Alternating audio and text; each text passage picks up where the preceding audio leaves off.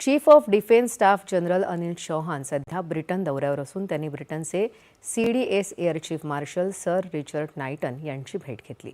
जागतिक व्यापारातला असमतोल ते नव्यानं समोर येणारे सायबर धोके यासारख्या समकालीन आव्हानांना एकत्रित तोंड देण्याच्या निर्धाराचा भारत आणि ब्रिटननं पुनरुच्चार केला।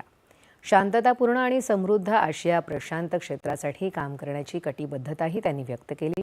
जागतिक सुरक्षा, स्थैर्य आणि लवचिकतेप्रती एकत्रित कटिबद्धता अधोरेखित करत संरक्षण सहकार्य अधिक बळकट होणार आहे। ब्रिटनमध्ये संरक्षण उद्योग क्षेत्रातल्या धोरणांची भेट घेऊन संरक्षण सहकार्य वाढण्यावर भर दिला। या भेटीमुळे संरक्षण क्षेत्रातल्या सहयोगातून महत्त्वाच्या तंत्रज्ञानात सहविकास आणि सहनिर्मितीला चालना मिळणार असल्याचं ते म्हणाले। जनरल अनिल चौहान यांनी रॉयल कॉलेज ऑफ डिफेन्स स्टडीजचे कमांडंट आणि प्राध्यापक यांच्यासोबत विकसित होत असलेलं जागतिक सुरक्षा वातावरण, त्यामागील मूळ प्रवाह आणि त्यांच्या धोरणात्मक परिणामांवरही विचारविनिमय केला।